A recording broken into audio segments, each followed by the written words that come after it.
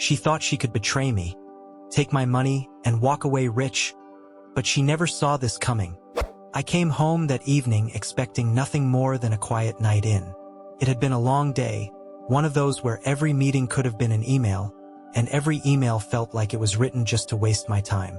The only thing keeping me sane was the thought of kicking off my shoes, sinking into the couch, and maybe watching one of those crime documentaries Amanda liked to pretend she wasn't interested in. But as soon as I stepped through the door, I knew that wasn't happening.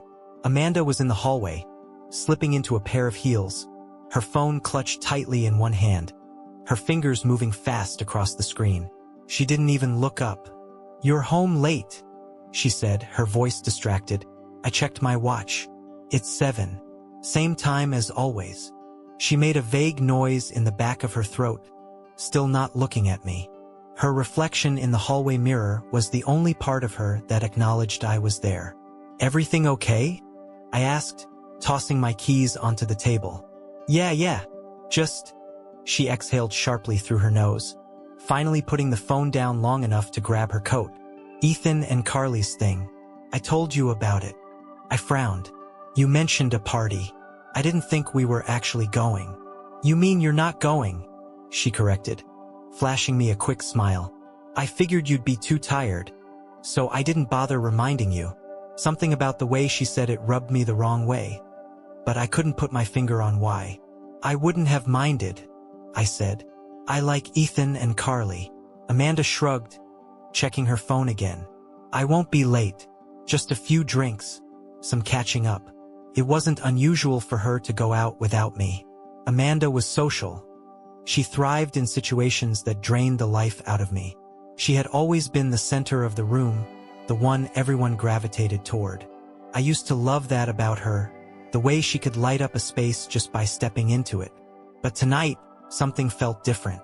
Maybe it was how rushed she was, how she hadn't even kissed me hello, how she hadn't once put her phone down except to throw on her coat. "Who keeps texting you?" I asked, trying to keep my voice light. She hesitated just long enough for me to notice.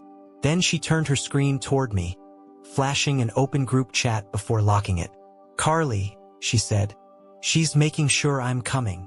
I nodded, but something still sat uneasily in my stomach. "I could come," I offered. "I'm not that tired." Amanda laughed, reaching for her purse. "Oh babe, trust me. You'd be miserable. It's gonna be loud, full of people you don't like talking about things you don't care about." She pecked me on the cheek, already halfway out the door. "I'll be back soon, okay?" And then she was gone before I could say anything else. I stared at the closed door for a long moment, debating whether or not I was overthinking things. Maybe I was just being paranoid. Maybe I was just tired. But that uneasy feeling didn't go away. An hour later, I was standing outside Ethan and Carly's house, feeling like an idiot. The party was already in full swing, the deep thump of bass vibrating through the ground. Through the windows, I could see people laughing, drinking, moving in and out of conversations like a well-rehearsed performance. I hesitated before knocking.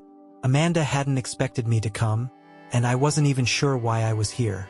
Maybe just to prove to myself that everything was fine. Ethan answered the door, grinning when he saw me. "Jake, didn't think you'd make it, man." "Yeah," I said, forcing a smile. "Figured I'd swing by for a bit." He clapped a hand on my shoulder, already pulling me inside. "Good call. Amanda's having a great time." The words settled in my chest, heavier than they should have been. The house was packed, the air thick with the scent of alcohol and perfume. Conversations overlapped, laughter cutting through the music. I moved through the crowd, searching for Amanda. And then I saw her. She was at the center of a small group, laughing, one hand gesturing animatedly as she spoke. She looked different, more alive, more radiant, like she was exactly where she wanted to be.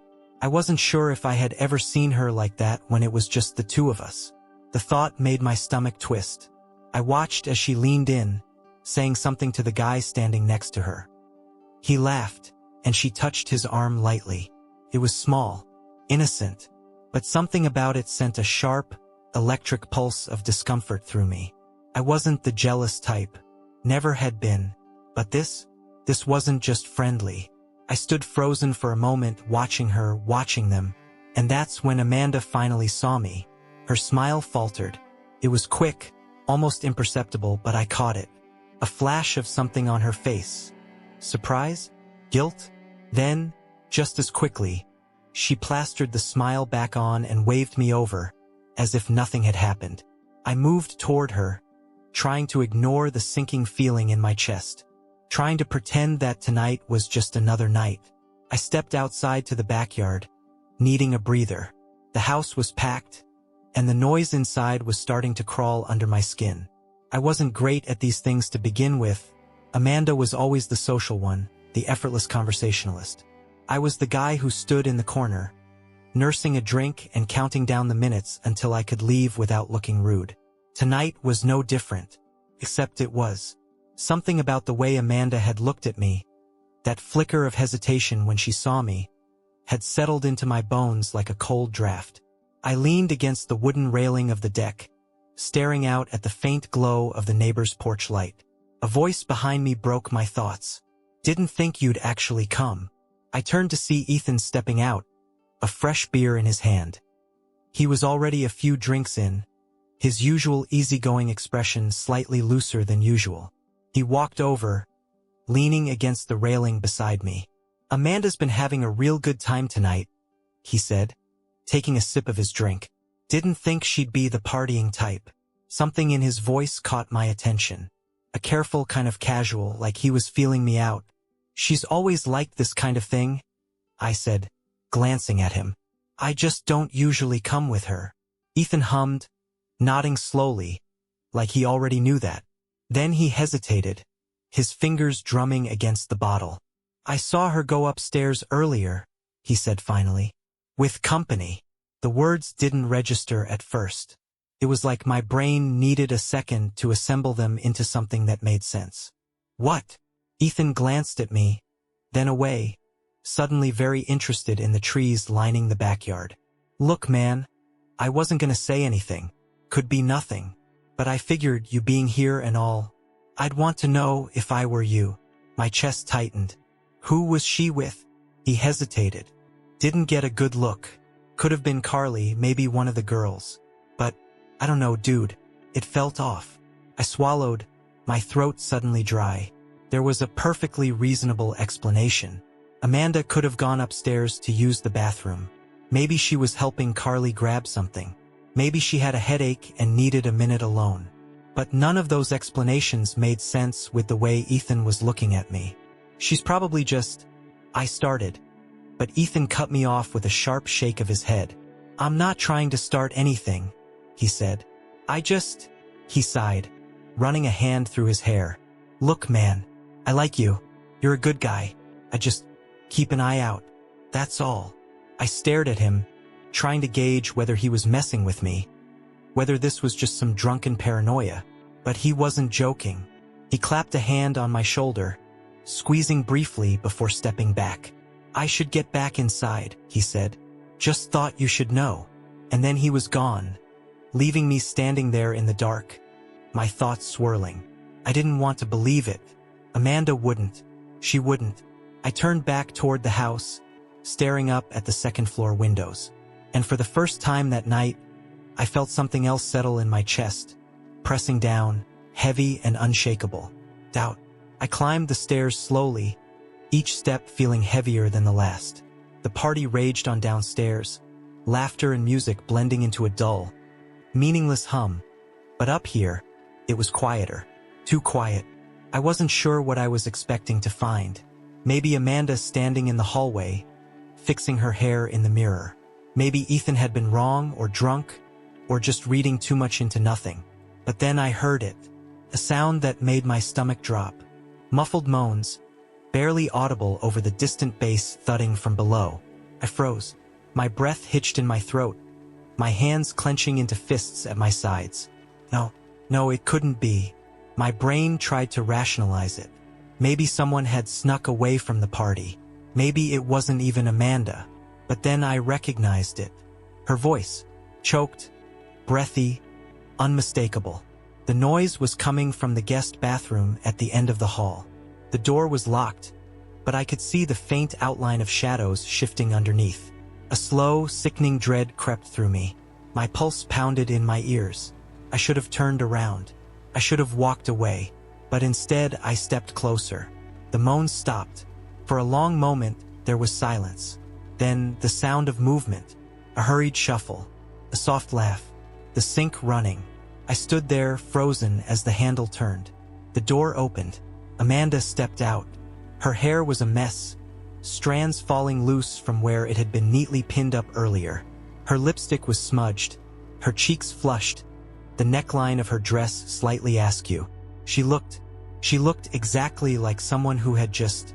I couldn't even finish the thought. For a second, she didn't see me. She was smoothing her dress, running a hand through her hair, adjusting herself. But then she looked up and froze. Our eyes met, and something flickered across her face. A split second of shock. Then, just as quickly, it was gone. She smiled. Not nervous, not guilty, not panicked. Calm, composed. Like this was nothing. Like I was nothing. And then she said it. "You know I love you, right?" Her voice was soft, almost gentle, like she was soothing a child. I couldn't speak, couldn't move. I just stared at her, my mind struggling to process what was happening, what I had just heard, what I was looking at. She took a step toward me, her fingers brushing against my arm, but I flinched away. Something in her eyes shifted then, just for a second. But it wasn't regret. It was annoyance, like I was the one making things difficult. The air in the hallway felt suffocating. My own heartbeat was deafening in my ears. Behind her, the bathroom door was still slightly ajar. A shadow moved inside. Someone else was in there. Someone who hadn't come out yet. I felt something crack inside me, and suddenly, I wasn't sure if I was going to throw up or start screaming. The drive home was suffocating.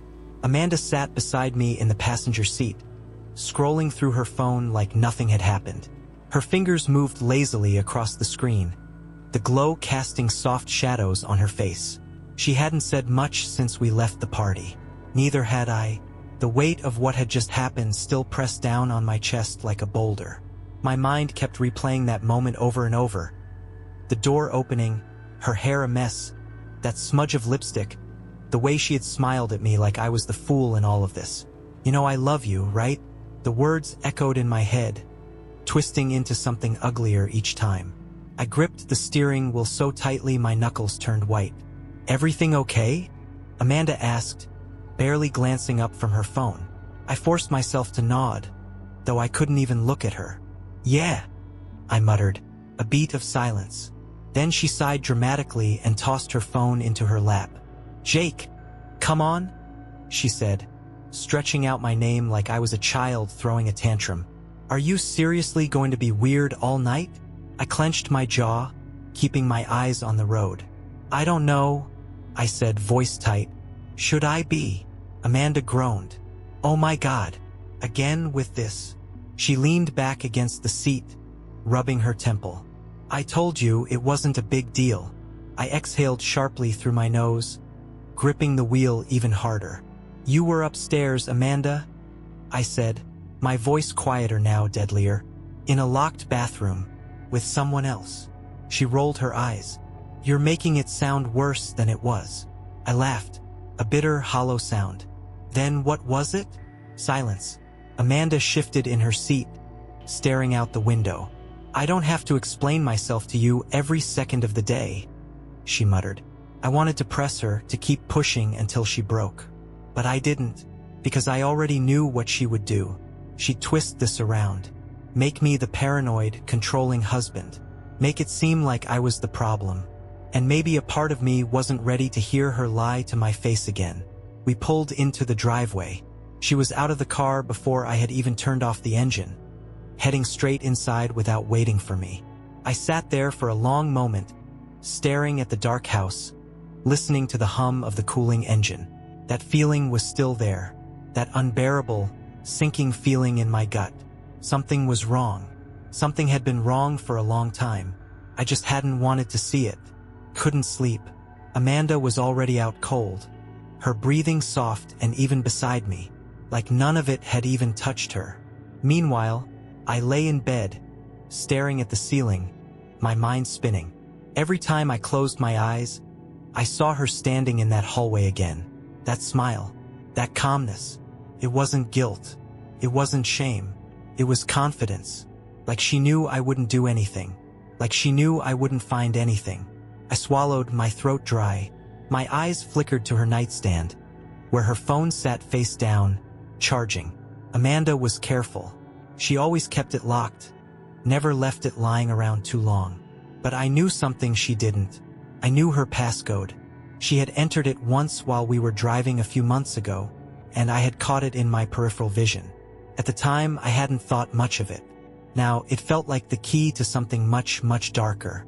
I moved slowly, carefully, reaching for her phone. My heart pounded so loudly I was sure she would wake up. But she didn't. I turned it over and entered the code. The screen unlocked. A part of me wanted to stop. A part of me wanted to put the phone down and pretend I hadn't done this. Pretend that tonight was just a misunderstanding. But I couldn't. I opened her messages first. Nothing. No long conversations with unknown numbers. No suspicious texts. She had covered her tracks. But people always left something behind. I checked her photos next. Her gallery looked normal at first. Pictures of our dog, of weekend trips, of random sunsets she had taken from the car window. And then I saw it. A folder buried at the bottom of her albums, hidden under a generic name, Receipts. I clicked on it, and my world shattered. The first photo was of Amanda, in a hotel room. She was wearing a silk robe I had never seen before, sitting on the edge of a bed I didn't recognize. Her legs crossed, a glass of wine in her hand. The next photo was worse. Amanda in the same room, but not alone. A man sat beside her, his face partially out of frame, but I could see his hand resting on her thigh. Casual. Familiar. My hands were shaking now. I kept scrolling. More pictures. More hotel rooms. Some of her alone, others with him. And then, finally, a mirror selfie of the two of them. Amanda holding the phone, his arm wrapped around her waist, her head tilted toward him in a way she hadn't done with me in years. I slammed the phone down, my breath coming in short, sharp bursts. This wasn't just some drunken mistake at a party. This had been going on for months. She hadn't just lied to me tonight. She had been lying to me for a long, long time. Amanda woke up before me the next morning, just like she always did. But this time, it wasn't the usual slow, sleepy stretch before rolling out of bed.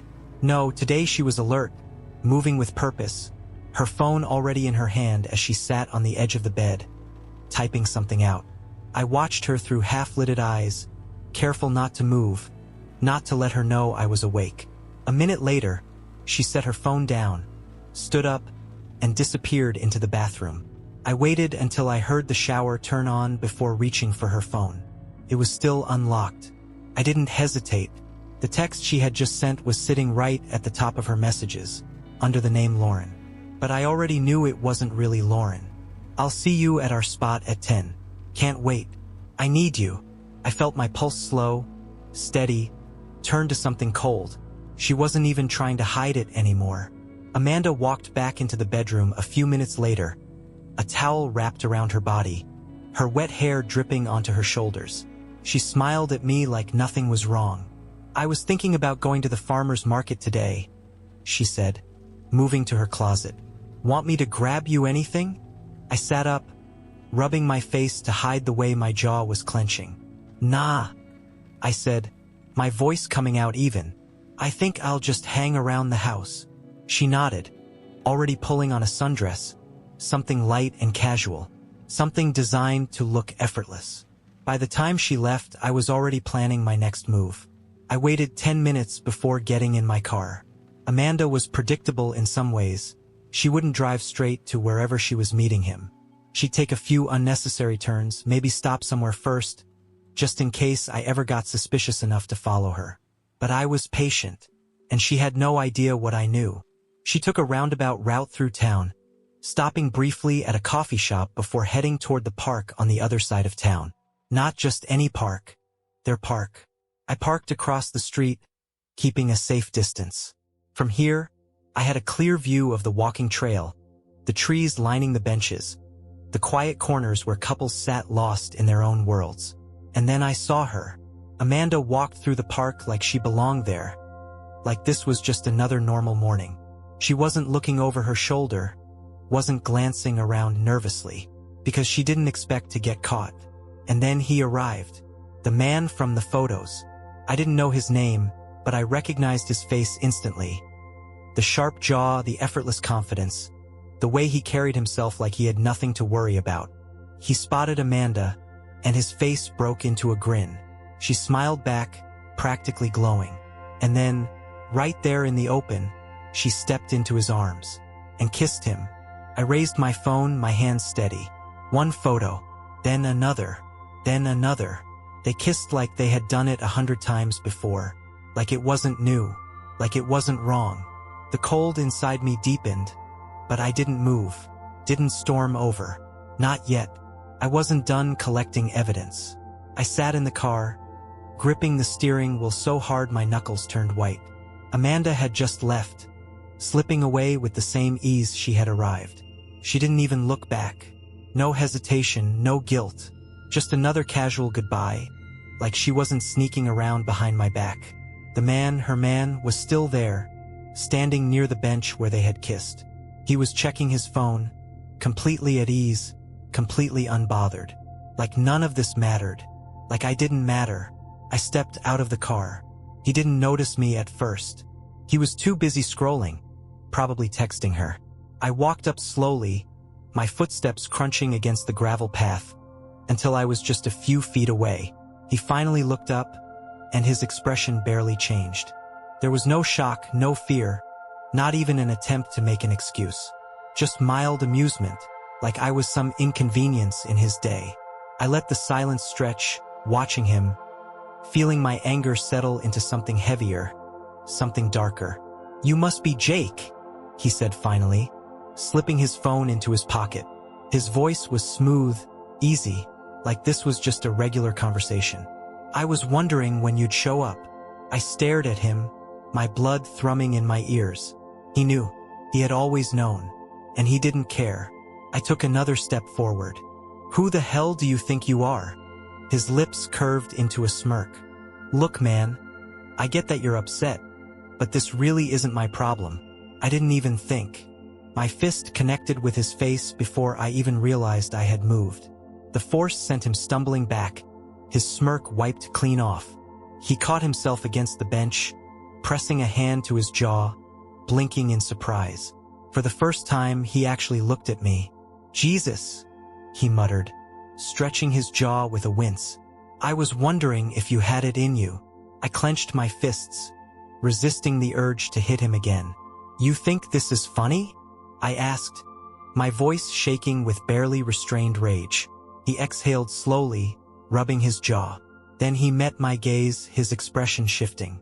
"I think Amanda's never been happy," he said. The words cut deeper than I expected. I stiffened, my breath catching in my throat. "I think," he continued, "she's been pretending for a long time. And you just didn't notice." A sharp, twisting pain coiled in my gut. I wanted to tell him he was wrong, that Amanda and I had been happy, that I had noticed. But had I? Doubt crept in like a parasite, whispering in my ear, feeding off every insecurity, every missed sign. He saw the hesitation in my face, and his smirk returned, softer now, almost pitying. "That's what makes this so easy," he said, shrugging. "She's not even lying to you. Not really. She's just living the life she actually wants." The rage snapped back into place, drowning out the doubt. I grabbed him by the collar, yanking him forward until we were nose to nose. "You don't know a damn thing about my marriage." He didn't flinch. "Maybe not," he said, "but I know her." My grip tightened, but I didn't hit him again. Not because I didn't want to, because I wanted Amanda to be the one to answer for this. Because I wasn't done yet. I drove home in silence. The world outside the windshield blurred past me, but I wasn't really seeing it. My mind was stuck in a loop, replaying every moment of the past 24 hours. The way Amanda had rushed out last night, the photos hidden in her phone, the kiss in the park, and him. The smug bastard with the cocky grin and the audacity to tell me my wife had never been happy. By the time I pulled into the driveway, my hands were shaking. Amanda was already home. Her car sat neatly in its usual spot, like she had just come back from any other errand. Like she hadn't spent the morning betraying me in broad daylight. I slammed the car door shut and stormed inside. She was in the kitchen, casually scrolling through her phone, a cup of coffee in front of her. She looked up as I entered, her expression unreadable. "Hey," she said, like nothing was wrong. "You okay?" The sheer normalcy of it, the way she sat there acting like she wasn't a liar, a cheater, a fraud. It broke something inside me. "Cut the crap, Amanda." Her eyes narrowed.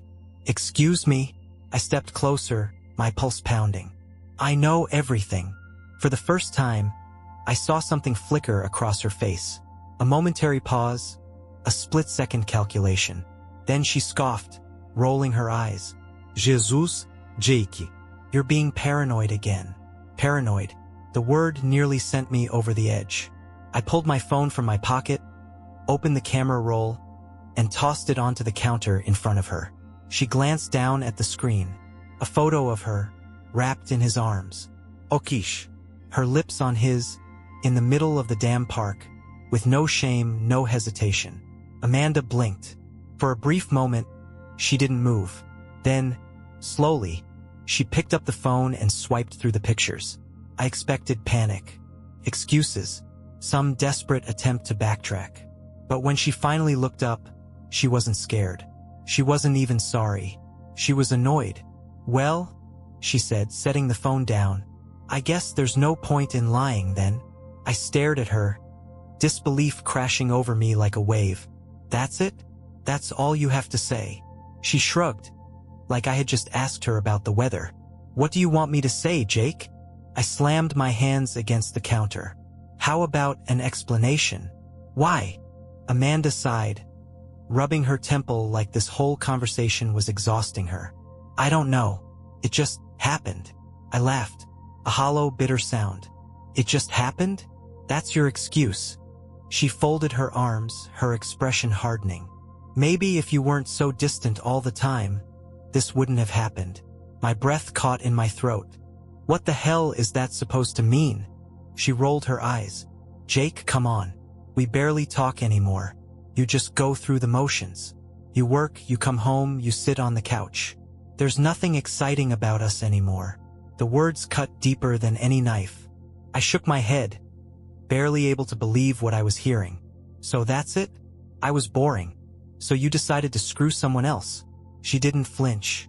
She just stared at me, her jaw set, like she was daring me to keep arguing. And then I asked the only question that really mattered.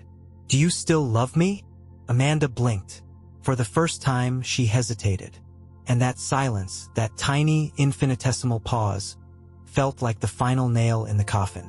Then, softly, she said, "I don't know." The room went dead silent.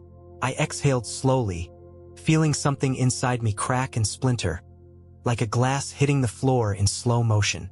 That was it. That was the moment I knew. There was nothing left to save. Amanda watched me, waiting for me to speak, waiting for me to fix this. But I wasn't going to. Not this time. I swallowed the lump in my throat, then turned and walked away. I drove without a destination, gripping the wheel so tightly my fingers ached. The streets blurred past me, the familiar routes feeling foreign now, like I was moving through someone else's life. Maybe in a way I was, because the life I thought I had, the marriage I thought I had died the second Amanda looked me in the eye and said, "I don't know." The words kept replaying in my head, over and over, like a broken record. Not "I'm sorry," not "it was a mistake," not even "I still love you," just "I don't know." Like she had never even thought about it before. Like my entire existence, our entire marriage, was just background noise to her. I pulled into an empty parking lot, turned off the engine, and sat there in the silence. My heartbeat was finally slowing, the rage cooling into something else. Something worse. Clarity. There was no fixing this. There was no going back. And there was definitely no saving us. Amanda had made her choices. Now it was my turn. My phone buzzed on the passenger seat. I glanced down, expecting another text from some automated service, maybe a junk email. It was her. I hesitated for half a second before answering. "Jake," she said, her voice neutral, calm, like we hadn't just torched everything between us. I didn't respond. She sighed. "Are you done sulking?" My grip tightened on the phone. "You cheated on me," I said, my voice dangerously quiet. "And that's what you're leading with?" "Oh, please," she muttered. "You act like I murdered someone." I exhaled slowly through my nose, forcing myself to stay calm. "I thought you wanted to talk," I said flatly. "I do," she said, her tone still maddeningly composed. "I just think you're overreacting." I let out a short, humorless laugh. "Overreacting? You act like this never happens to anyone," she said, like she was explaining something to a child. "People make mistakes. Marriages go through rough patches." I didn't say anything. I wanted her to keep talking, to show me exactly who she really was. She sighed again. "Look, I know you're upset, but don't do anything stupid. Okay? We can work this out. We don't need to make it messy." There it was. The manipulation, the careful wording. She wasn't apologizing. She wasn't trying to fix anything. She was protecting herself. I leaned my head back against the seat, staring at the ceiling of my car. "I'm filing for divorce," I said. Amanda went silent. For the first time, I had managed to throw her off balance. "Jake," she said finally, her voice sharper now, "you don't need to rush into anything." "I'm not rushing," I said. "I'm making the only logical choice." She scoffed. "Right? So you're just gonna throw everything away? Because I had a fling." I closed my eyes for a moment, forcing down the renewed anger bubbling inside me. "You already threw everything away," I said. "I'm just making it official." Her tone turned colder. "Colder? You really want to go down that road?" she asked. I opened my eyes. "Ido." She sighed heavily, like she was annoyed.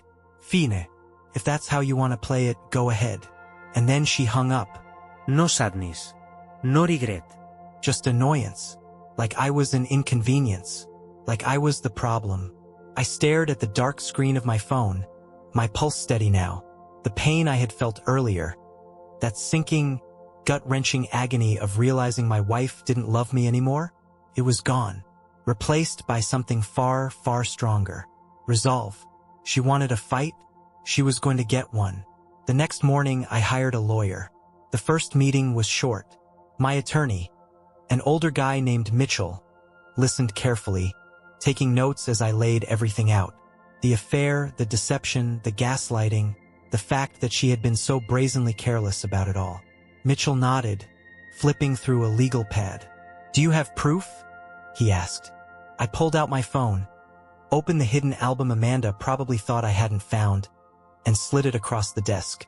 Mitchell swiped through the photos, his face unreadable. "This is good," he finally said. "Really good." I exhaled, not realizing I had been holding my breath. "So what's next?" "Next?" Mitchell leaned back in his chair. "Now we build the case." He steepled his fingers, studying me. "Tell me, Jake, how much do you know about Amanda's finances?" I frowned. "I mean, we share accounts, but she handles most of the bills." "Why?" Mitchell tapped the side of my phone. "Because if she's been careless in one part of her life, she might be careless in others." A strange feeling settled in my gut.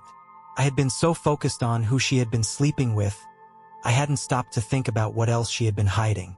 Mitchell pulled a legal pad toward him. "We're going to find out." The first shot Amanda fired was a demand for the house.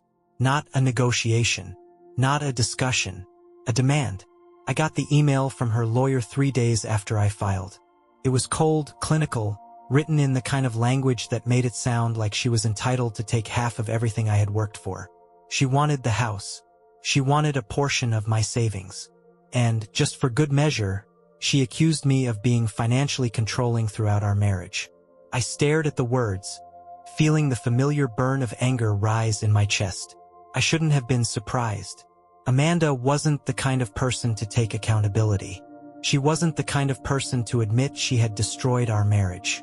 No, she had to be the victim. But what she didn't realize, what she had never realized, was that I wasn't the same man who used to believe her lies. Not anymore. I forwarded the email to Mitchell, then drove straight to his office. He read it in silence, nodding to himself, flipping through the pages like he had seen this 100 times before. Then, finally, he leaned back in his chair and smirked. "She's ambitious. I'll give her that," he said, tossing the papers onto his desk. "She's delusional," I corrected. Mitchell chuckled. "That too," he exhaled, tapping his fingers against the armrest. "All right, let's shut this down." And we did. Over the next 2 weeks, Mitchell put together a case so airtight Amanda wouldn't even be able to breathe in court. First, there was the evidence of infidelity, the photos, the text messages, the timestamps. Everything lined up perfectly, painting a crystal-clear picture of just how long Amanda had been sneaking around. But that was just the beginning. The real blow came when Mitchell dug into our financial records. And that's when we found it. Amanda hadn't just been cheating. She had been spending on him. Hotel rooms, expensive dinners, weekend getaways, thousands of dollars in charges, all pulled from our joint account. She had funded her affair with our money. Mitchell had his assistant print out every transaction, every suspicious withdrawal, every receipt. When I saw the final total, my stomach turned. She had spent over $12,000 on this guy. Mitchell barely blinked. "That's good," he said. I stared at him. "How the hell is that good?" "Because it proves intent," he explained. "It proves that not only was she unfaithful, but she was actively draining marital assets to do it. And that," he grinned, "that is going to screw her over in court." Still, the final piece of the puzzle came from someone I hadn't expected, him. Amanda's lover. It turned out that once she realized I wasn't rolling over, she panicked. She started pressuring him to be on her side when things got ugly. She wanted him to testify that she had been unhappy, that I had been a neglectful husband, that she had no choice but to leave. And at first he was willing to play along, until Mitchell got to him first. A little pressure, a few reminders about perjury, and suddenly, Amanda's little boyfriend wasn't feeling so loyal anymore. Instead of testifying for her, he gave us a written statement detailing how Amanda had planned the divorce, how she had told him she was going to take as much as she could, how she had laughed about the idea of leaving me with nothing. I read the statement 3 times, my hands trembling. "She was never going to fight fair," I muttered. Mitchell leaned back, crossing his arms. "She was never capable of fighting fair." When the court date arrived, Amanda still walked in like she thought she was winning. She was dressed perfectly, her hair styled to make her look polished but vulnerable. She even smiled at me, like we were just 2 people working through an unfortunate situation. But that smile vanished the moment Mitchell started laying out the evidence. Photo after photo, receipt after receipt, the statement. I watched as her confidence drained, as she shifted uncomfortably in her seat, her fingers tightening around the table. The judge didn't waste much time. Her claims of financial control? Rejected. Her attempt to take the house? Denied. Her demand for my savings? Absolutely not. Instead, the judge ruled that she would owe me. Amanda was ordered to repay a portion of the money she had used for her affair. I didn't even care about the money. I just cared that she lost. When we walked out of that courtroom, she finally looked at me, really looked at me, for the first time in weeks. She opened her mouth like she wanted to say something. Then she shut it and walked away. And just like that, it was over. Amanda stormed out of the courtroom without a word. No parting shot, no fake tears, no last attempt to manipulate me. Just pure, seething rage simmering beneath her carefully controlled expression. I watched her go, feeling nothing.